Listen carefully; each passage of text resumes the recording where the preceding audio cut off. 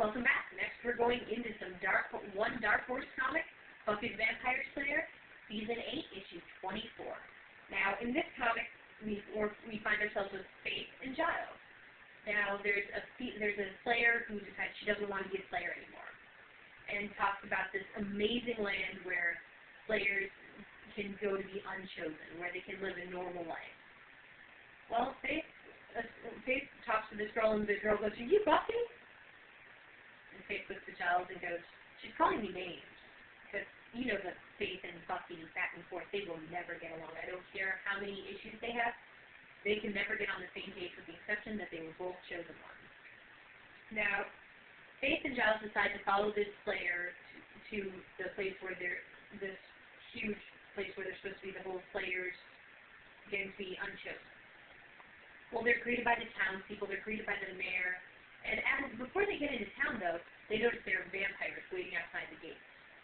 They're, like, all waiting because the vampires refuse to come in because they, essentially, if you have a town of Slayers, you're not going to cross the line because you'll be dealt with. Now, the Slayer who wants to be unchosen goes with Faith after the meal, and Faith is saying this seems like a trap. Now, always follow your first mind. Although when they get there to meet up with the other chosen Slayers, they're not met with any Slayers. Instead, there's a demon.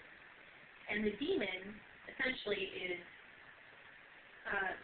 gives you visions and kills you.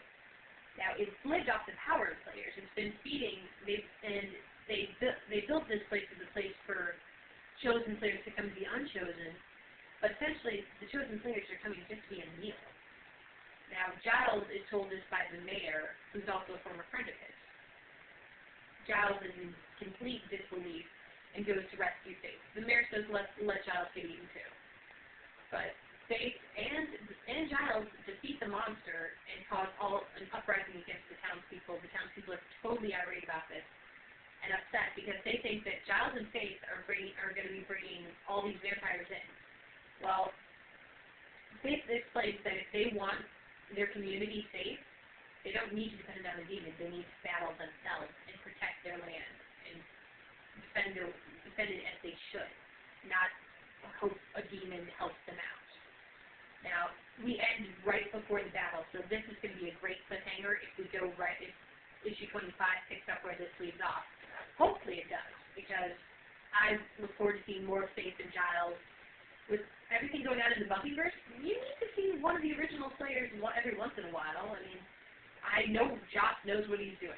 I will give this man credit. I will read anything he writes. I've read his X-Men, great stories. We'll cover that in a later one. But where he's going, I don't know, but I will follow. Now, staying in the Buffyverse, but going over to a different comic book series, and a different comic book company, we're going to IDW Angel, Blood and Trenches. Now, this is going on during the war with the Nazis and everything, and where vampires are being used as weapons against the good guys. And Angel is helping people out and trying to help the English until one of the head people of the army are trying to get Angel killed because he's a vampire. They don't get that he's trying to help them. Now, a female who's one of the nurses gets the Angel is trying to help them and all this stuff, and the captain tells her that she's been foolish and she's going to be detained for it as well. Essentially, it's seeing Angel before the Buffy, before we saw who he is on the series. It's going back into his past.